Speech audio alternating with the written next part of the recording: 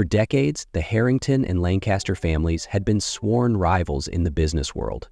The Harringtons controlled the most prestigious luxury hotel empire, catering to the world's wealthiest elite. Their hotels were not just places of accommodation, but symbols of status and refinement. On the opposing side, Lancaster Enterprises had built a real estate empire, dominating high-end urban developments, commercial centers, and towering skyscrapers across the globe. Their rivalry was legendary. Each deal, each project, was a battlefield where neither side showed mercy. But this time, a billion-dollar opportunity had emerged. An exclusive luxury resort on a private island, a paradise designed for the ultra-rich. This project could tip the balance of power, granting absolute dominance to whichever family secured it. Yet, neither side could claim full control on their own. The Lancasters owned the island, but they lacked the expertise to develop a world-class resort. The Harringtons had unrivaled experience in managing elite hotels, but they did not own the land necessary for the project. If they continued to fight, a third party would seize the deal, leaving them both with nothing. The only viable solution? An alliance. But trust was the rarest commodity between two families locked in a generations-long feud, and only one bond could ensure absolute loyalty: a marriage between the heirs. Theodore Lancaster, the young yet ruthless CEO of Lancaster Enterprises, would marry Vivian Harrington, the only daughter of the Harrington dynasty. A marriage not for love, but for power, ambition, and the survival of both empires. Theodore Lancaster had never considered marriage, let alone one dictated by a business contract. When his father, Charles Lancaster, informed him that he was to marry Vivian Harrington, Theodore immediately resisted. "This is ridiculous. Why should I marry her?" His voice was sharp, his gaze colder than ice. But Charles remained unfazed. "If you refuse, the Harringtons will find another partner, and when that happens, you will lose control of your own company." Theodore knew his father well. This was not a threat. It was a fact. If he rejected this marriage, Lancaster Enterprises could be handed over to someone else, perhaps one of his ambitious uncles or a reckless investor. Everything he had built could disappear overnight. He despised the idea, but he had no choice. On the other side, Vivian Harrington was no luckier. When her father, Richard Harrington, announced her engagement to Theodore, she was furious. "I am not some pawn for you to trade," she snapped. But Richard's response sent a chill down her spine. "If you don't marry Theodore Lancaster, I will choose someone else. And I assure you, that man will not let you live comfortably." Vivian knew her father well. If it wasn't Theodore, it would be someone much worse: a controlling businessman, a ruthless manipulator, a marriage that would be nothing short of a prison. Between two evils, a cold but intelligent CEO like Theodore Lancaster was the lesser one. But Vivian was not a woman who accepted fate quietly. If she had to marry Theodore, she would make sure she played by her own rules. Their first meeting was nothing short of a battle. Theodore Lancaster walked into the luxurious restaurant where their families had arranged for them to meet. Sitting across from him was Vivian Harrington, poised, confident, and entirely unimpressed by his presence. He leaned back in his chair, arms crossed, and smirked. "Joe, this is my future wife." His voice was laced with sarcasm. A spoiled little princess living off her father's wealth. Vivian didn't even blink. She raised an eyebrow, her lips curling into a smirk. "And you?" she countered. "A workaholic robot with zero personality. I bet your life is so boring it's almost pitiful." Theodore's eyes narrowed. That was not the reaction he expected. He had assumed she would be offended, maybe even lash out in anger. But instead, she simply looked at him like he was an amusing challenge. Vivian Harrington was not easily intimidated. Their first meeting ended with neither side backing down. But whether they liked it or not, they still had a contract to sign. From the very first day Vivian stepped into Theodore Lancaster's mansion, she knew this marriage was going to be anything but easy. Not because she couldn't live with a stranger, but because Theodore deliberately ignored her existence. He was a man of ice, cold, ruthless, and disciplined to perfection. After their wedding, he made no effort to acknowledge her. No dinners together, no casual conversations, not even a glance in her direction. Vivian quickly realized a pattern. Every morning, Theodore was gone before she even woke up. Every night, he was still locked in his office when she went to bed. Even when they were in the same room, he never spoke a word. If Theodore thought she would live like a lifeless decoration in his house, he was gravely mistaken. Vivian detested boredom, and if Theodore wanted to ignore her, she would ensure he could never overlook her again. Theodore Lancaster's #1 habit: every morning he drank a cup of unsweetened black espresso. No sugar, no milk, no distractions, just pure, bitter perfection. And Vivian decided to ruin it. That morning, before Theodore entered the kitchen, she had the household staff replace every single coffee bean in the house. When he took his first sip, his brows furrowed instantly. A second later, he slammed the cup down onto the table. Vivian, his voice was ice cold. Sitting across from him, Vivian casually bit into her croissant, her tone light. "Something wrong, dear husband?" Theodore's glare could have frozen hell over. "What did you do to my coffee?" Vivian feigned surprise. "Oh, you mean the new blend? I thought we should try something healthier." His voice dropped several degrees. "What? Did you change it to almond milk latte, caffeine-free, with a hint of vanilla syrup?" She smiled sweetly. "Delicious, isn't it?" She saw his jaw clench, his fingers tighten around the cup, before he finally set it down. "Vivian," he exhaled slowly, as if trying to restrain himself. "Do you know what I hate most?" Vivian tilted her head, her expression playful. "Let me guess. Having your perfectly structured life disrupted?" Theodore stood up abruptly and stormed into the kitchen to make himself another espresso. But he didn't know that Vivian had replaced every coffee bean in the house. Exactly 10 minutes later, Theodore returned, his expression dark as a thunderstorm. "Vivian." She looked up, sipping her orange juice. "Yes, darling." He clenched his jaw so hard it could crack stone, but instead of lashing out, he simply pulled out his phone and texted his assistant. 3 minutes later, his personal barista arrived with a fresh cup of espresso from his favorite cafe. Theodore took a sip. Then, slowly, he looked at Vivian with a smug, victorious expression. Vivian simply smiled. She enjoyed this game. A spoiled heiress? Think again. Theodore Lancaster had always believed that Vivian was nothing more than a privileged heiress, a pawn in a power play between two families. He never intended to let her interfere with his business affairs. This marriage was just a contract, and he assumed Vivian would accept that, living a lavish life without ever stepping foot into his ruthless corporate world. But Vivian Harrington was not that kind of woman. When the Harrington family insisted that she be present at key business meetings, Theodore reluctantly agreed, thinking she would do nothing but sit quietly like an ornamental vase, until she proved him completely wrong. That day, the meeting was supposed to be a straightforward contract signing between Lancaster Enterprises and a major business partner. The agreement had been reviewed by both legal teams, and no one had raised any concerns, until a voice unexpectedly cut through the room. "Hold on." The room fell silent. All eyes turned toward Vivian. She calmly flipped through the contract, then placed it on the table, her slender finger tapping on a specific clause. According to this provision, if the subsidiary experiences financial trouble, Lancaster Enterprises will be solely responsible for covering the losses. She looked directly at the opposing firm's lawyer. "In other words, you're shifting all the financial risk onto us." A heavy silence filled the room. The lawyer on the other side hesitated for a fraction of a second. And that 1 second was all Theodore needed to realize Vivian was right. Vivian continued, her voice calm but razor sharp. "If you want to share the profits, then why should Lancaster bear all the financial risks? If you're looking for a fair partnership, we expect balanced terms. If not," she slowly closed the contract, "we'll find another partner." The executives on the other side were visibly caught off guard.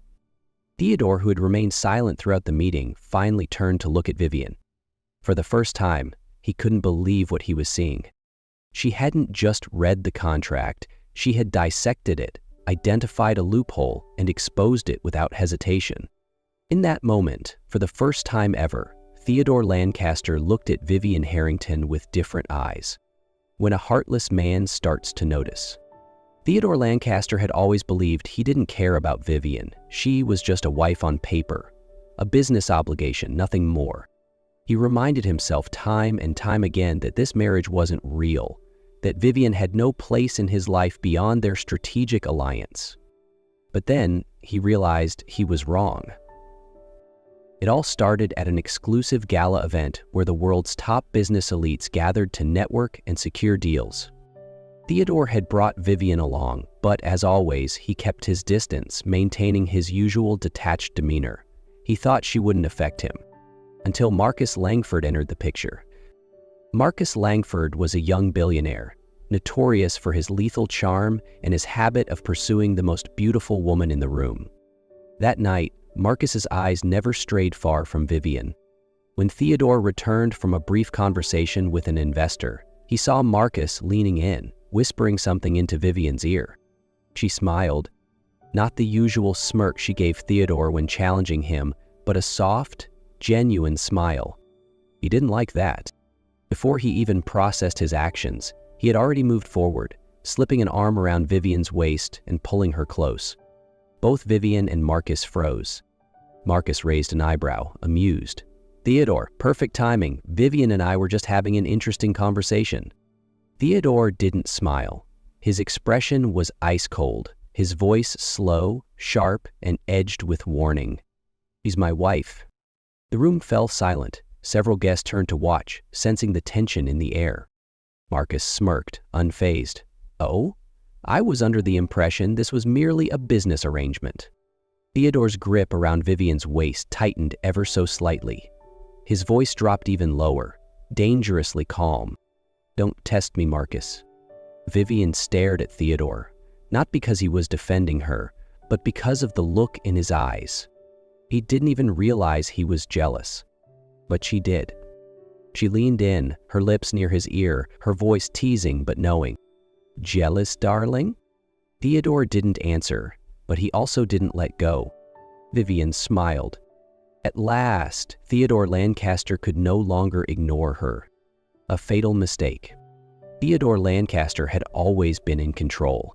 In the world of business, he was known for being ruthless, calculating, and incapable of failure. But this time, he had lost. The billion-dollar Middle Eastern investment, his greatest gamble, had collapsed spectacularly. Political instability froze all funding, sending Lancaster Enterprises spiraling into crisis. Stocks plummeted, the board of directors lost faith, partners began pulling out, and Richard Lancaster, his uncle, saw his chance to strike. Using corporate politics, Richard manipulated the shareholders and rallied the board to overthrow Theodore. But the worst part? His father didn't take his side.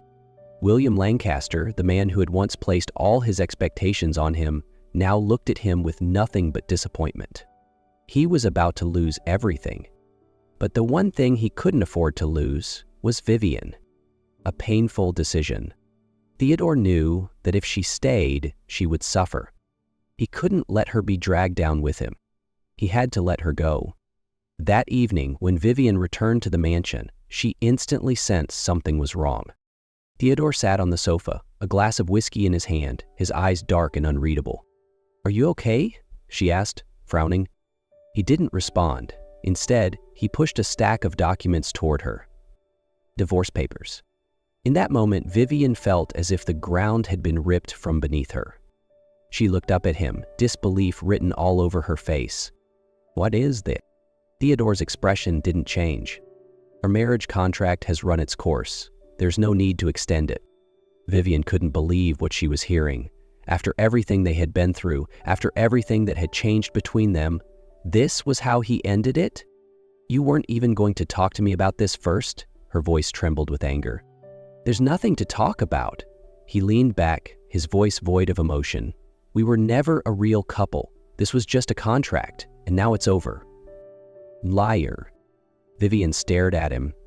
She knew he was lying. She clenched her fists. "What if I don't sign?" Theodore set his glass down, hard.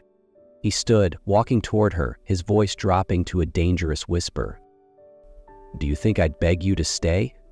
He let out a cold laugh. "Do you think I need you so much that I would hold on?" Her hands trembled, nails digging into her palms. She wanted to scream at him, shake him, make him see how stupid he was being. But she knew, when someone has already decided to let go, there's nothing you can do to stop them. Taking a deep breath, she grabbed the pen and signed her name. Without another word, she turned and walked out. Theodore didn't stop her. He just sat there, watching the door close. He thought he would feel relieved. But all he felt was emptiness. He had just lost the one person who ever mattered. Finding a man who lost everything. Vivian Harrington had tried to forget Theodore Lancaster. But she couldn't. Not because she still loved him, but because she refused to accept how he gave up. She knew the truth. Theodore hadn't left her because he didn't love her. He left because he thought he was protecting her. But if he thought she would let him destroy himself, he was wrong. 3 months after their divorce, Vivian found Theodore in a rundown apartment on the outskirts of London. The place was nothing like the man who had once been one of the most powerful CEOs in the world. Documents were scattered everywhere. Empty whiskey glasses littered the table. A man in a wrinkled dress shirt sat on the couch, his eyes hollow, staring at nothing. Theodore Lancaster was no longer himself. When she opened the door, he didn't even notice. Not until she spoke, her voice sharp with anger. "What the hell do you think you're doing, Theodore?" Slowly, he looked up. His eyes were empty. "Living!" He let out a dry laugh, his voice hoarse. "This is reality, Vivian. I have nothing left." Vivian clenched her fists. "You might have lost your company, your reputation, everything." Her voice was fierce, unwavering. "But you still have one thing, you idiot." She met his gaze, fire burning in her eyes. "You still have me."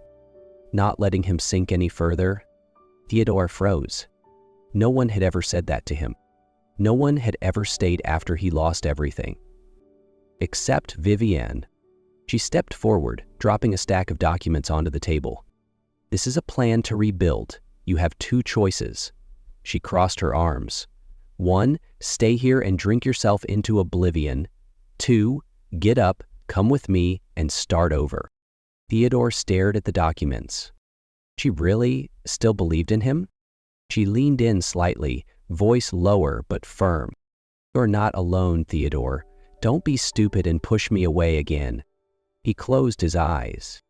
This time, he couldn't push her away. Starting over from nothing. Vivian didn't just speak. She acted. From that day on, she pulled Theodore out of the darkness, forcing him back into the world of business. They had no grand company, no prestigious name anymore, just a small office, an old desk, and 2 chairs. No employees, no board of directors, just the 2 of them. Vivian never let him give up. She dragged him to investor meetings, convinced partners, fought beside him, just as he had fought alone for so many years. Little by little, Theodore rebuilt himself.